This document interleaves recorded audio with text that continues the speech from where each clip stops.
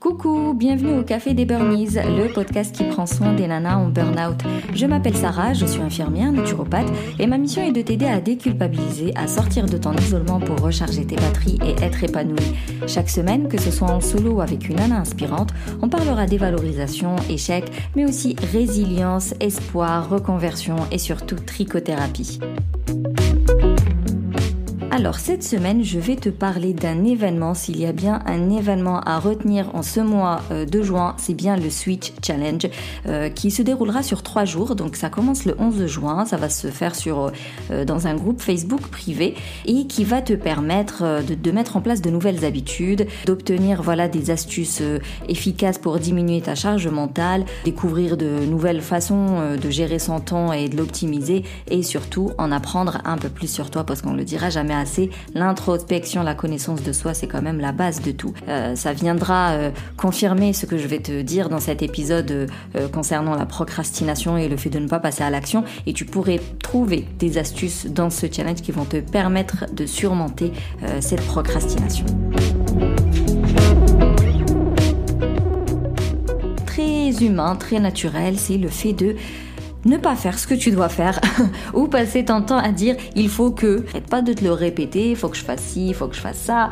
Peut-être même que tu l'écris sur une to-do list et compagnie, mais jamais tu ne passes à l'action. À chaque fois, tu as la flemme, à chaque fois, tu as autre chose à faire, tu l'oublies carrément, tu n'as pas la motivation, tu n'as pas l'envie, tu te sens pas prête. Et en réalité, pour passer cette étape-là de procrastination, pour pouvoir la surmonter et enfin passer à l'action et faire ce que tu dois faire, la première règle, mais alors la toute première règle, la plus importante, c'est d'identifier pourquoi tu ne passes pas à l'action. Parce qu'en fait, lorsque on s'apprête à faire quelque chose qu'on aime bien, quelque chose qui a du sens pour nous, quelque chose qui nous correspond, qui est en phase avec nous-mêmes, il n'y a pas cette procrastination parce que tu as trop envie, tu as trop envie de le faire.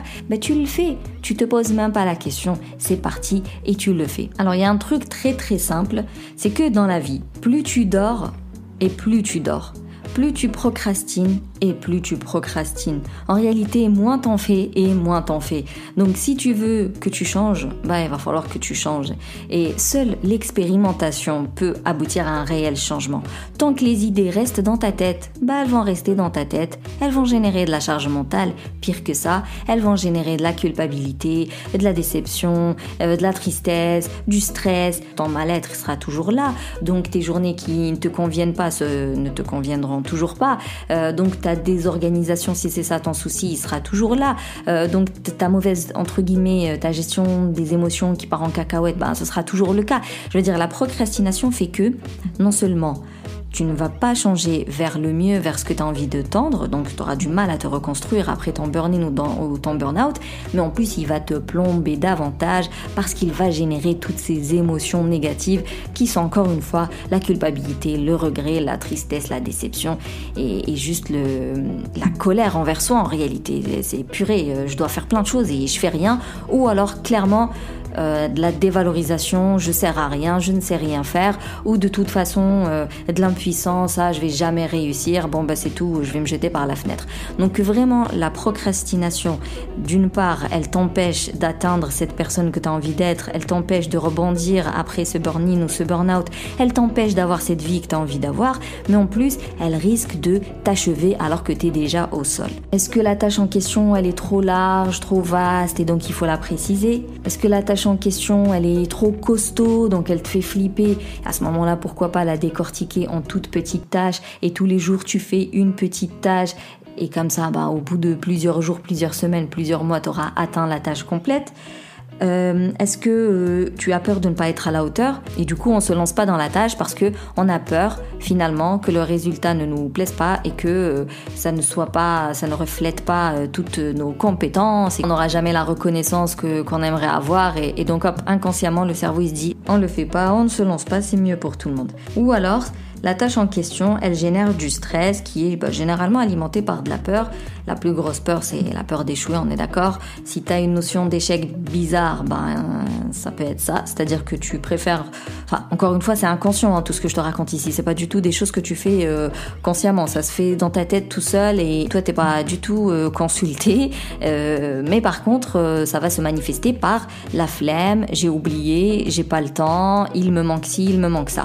Donc, le cerveau, il va pas te dire clairement non, on va pas faire cette tâche-là parce que il y a de grandes possibilités d'échouer et j'ai pas envie d'échouer. Il va pas te dire ça comme ça. Et il va te sortir d'autres idées comme regarde, il est tellement beaucoup plus intéressant, il y a beaucoup plus important et clairement on n'a pas le temps, on n'a pas ce qu'il faut d'abord acheter ci. Bien sûr, tu vas jamais acheter le truc en question. Carrément, il va détourner ton attention pour que tu l'oublies. C'est ça quand on parle inconsciemment. Donc, tu peux avoir peur de l'échec. Si jamais ta notion d'échec est à revoir, c'est peut-être la base. C'est peut-être ça qu'il faut revoir. Comprendre que l'échec fait partie de la vie, fait partie de l'apprentissage, fait partie de tout changement, de toute expérimentation, de tout projet, de tout objectif. Ça fait partie de la réussite. Sans échec, en réalité, il n'y a pas de réussite. Moi, je vois pas une histoire dans notre monde qui, comme ça, du premier coup, hop, ça a réussi. À part peut-être les trucs divins, mais pour le reste, quand c'est l'individu, être humain qui est le personnage principal, bien sûr qu'il y a des échecs. Bien sûr, c'est à base d'échecs. La vie est à base d'échecs. Et sans échec, t'atteindras pas la réussite, ça c'est clair et net. Donc, si tu as peur de l'échec, ça peut être ça, la raison de ta procrastination. Ensuite, pourquoi t'as peur de l'échec? Est-ce que c'est le regard de l'autre? Parce qu'on va te juger? Est-ce que t'estimes que si t'échoues cette tâche-là, t'auras perdu du temps ou de l'argent ou voilà. Ça peut être la peur de décevoir. Imaginons, je mets en place tout un tas de choses et au final, le résultat, il plaît pas à X, Y, Z. Je vais perdre la reconnaissance de X, Y, Z. Je vais perdre l'appartenance à ce groupe. Et enfin, si l'action en question n'a pas de sens pour toi, c'est-à-dire que tu le fais pas parce que tu en as envie ou parce que ça te fait du bien ou parce que tu en as besoin. Non, tu le fais parce que c'est automatique, parce que tu le fais pour X, Y, Z, parce que tu le fais pour être reconnu comme étant l'épouse parfaite, la femme parfaite, l'individu parfait. À revoir. Soit tu injectes du sens dans cette action-là pour que ça te corresponde plus, ou alors tu ne la fais plus du tout parce que pour toi ça n'a aucun sens de le faire. Donc comme tu peux le constater, la première et la plus costaud des actions à mettre en place, écoute bien, des actions à mettre en place pour dépasser ta procrastination, c'est vraiment d'identifier le pourquoi en fait tu procrastines. Ça paraît bête mais pourquoi tu veux la faire en fait? Est-ce que c'est important pour toi? Si c'est important pour toi, tu détailles. Pourquoi c'est important pour toi de faire cette action? Est-ce que c'est vraiment pour toi? Ou est-ce que c'est encore pour du paraître? Est-ce que c'est encore pour l'autre? Est-ce que c'est encore pour avoir de la reconnaissance? Donc, si la raison, elle est saine, à ce moment-là, donne-toi les moyens. Tu mets des alarmes, tu mets des post-it, tu fais des fiches A4 que tu colles partout, tu fais des pictos que tu colles partout, tu te donnes les moyens.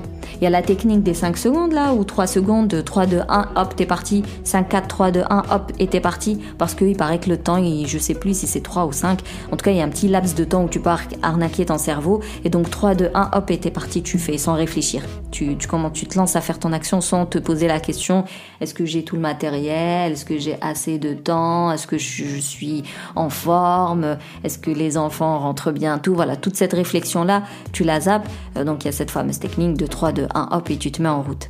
Mais en réalité, si tu ne travailles pas le pourquoi de ta procrastination, 3, 2, 1 et tu partiras nulle part quoi. Parce que personne ne va faire les choses à ta place. Moi j'arrête pas de le dire dans mon bootcamp. Tu sais pas par où commencer? Tu suis le processus. T'as des vidéos qui se débloquent, t'as des exercices, t'as des questions, et tu réponds aux questions et tu mets en place tout de suite la nouvelle version, tu mets en place tout de suite la petite action, bref. Pour le côté je sais pas par où commencer, moi je te donne les étapes, y a pas de problème. Pour le côté où je sais pas comment m'y prendre, moi je te donne les outils, y a pas de souci. Mais c'est tout ce que je peux faire pour toi. Je peux te motiver, te rassurer, te débloquer certaines réflexions et tout ça, mais c'est tout ce que je peux faire pour toi. Toi, de ton côté, si tu ne te mets pas en route, si tu ne mets pas en place des choses, si tu ne te motives pas, de l'autodiscipline, certes c'est compliqué, mais c'est faisable parce que dis-toi qu'au quotidien, tu fais énormément de choses. tu t'occupes de ton boulot, donc clairement tu t'occupes des autres, parce que c'est des dossiers, des individus, ce que tu veux. Tu t'occupes de tes enfants si tu en as, tu t'occupes de ta famille, tu t'occupes de ta collectivité si jamais t'es lancé dans l'associatif et compagnie. Dans la journée, tu fais énormément de choses. Donc de la ressource, tu en as, de l'énergie, tu en as, et visiblement du temps, tu en as. Pourquoi lorsqu'il s'agit de ces certaines actions, et généralement lorsqu'elles sont propres à soi, c'est quand on doit prendre soin de soi, lorsqu'on doit atteindre ses propres objectifs, donc voilà, c'est pour ça que je parle encore une fois de croyances et de pensées limitantes. Des fois on s'autorise pas on s'autorise pas des objectifs comme ça à soi qui n'impliquent pas les autres membres de la famille. On s'autorise pas des moments pour soi qui n'impliquent pas le bien-être des autres membres de mon environnement. Donc soit tu te les autorises pas, soit tu ne les fais pas pour les bonnes raisons. Donc tout ce travail là d'introspection, de connaissance de soi, d'identifier ses pensées limitantes, ses croyances, ses conditionnements, la pression de la société, si tu ne fais pas de boulot là-dessus et si tu ne changes pas ces schémas de pensée, tu pourras pas réellement te mettre en route de façon spontanée, volontaire, avec de l'envie, de la motivation et compagnie. Si tu dois toujours te forcer, c'est compliqué. Mieux vaut dans la vie faire les choses avec plaisir. Et pour les faire avec plaisir, faut les faire pour les bonnes raisons. Et enfin, se responsabiliser parce que non, ce n'est pas toujours la faute de l'autre, ce n'est pas toujours la faute du temps qui manque, ce n'est pas toujours la faute des membres de la famille qui te sollicitent, ce n'est pas la faute de trop de trucs à faire en journée, non, c'est pas toujours la faute de l'autre. Des fois, c'est aussi juste de notre responsabilité, donc là pour le coup de ta responsabilité, d'affronter tes croyances, d'affronter ton conformisme, d'affronter la pression que tu subis, d'affronter tes pensées limitantes. Alors non, c'est pas facile, c'est pas toujours joli, c'est pas beau, c'est pas élogieux, finalement ça met en lumière tes failles, tes faiblesses, mais c'est cool en fait, ça va te permettre d'avancer. Est-ce que tu veux continuer dans le chemin actuel qui ne te convient pas et qui risque de te détruire davantage parce que j'ai pas envie de regarder en face mes faiblesses, ou est-ce que tu dis ok d'accord, c'est pas grave finalement, en réalité c'est pas non plus vital quoi, il y a pas mort d'homme, je vais pas mourir, ça va juste mettre un petit coup à l'ego, peut-être que j'aurai envie de chialer, je serai en colère parce que je serai pas contente, mais voilà, ça va passer et ça va me permettre d'identifier mes pistes d'amélioration pour comprendre enfin pourquoi je procrastine. Une fois que j'ai compris pourquoi je procrastine, je pourrai réajuster mes actions et j'aurai plus envie de les faire. Une fois que je vais vraiment mettre en place des choses, je vais m'en sortir, je vais me reconstruire et je vais avoir une vie qui me ressemble et donc je suis épanouie.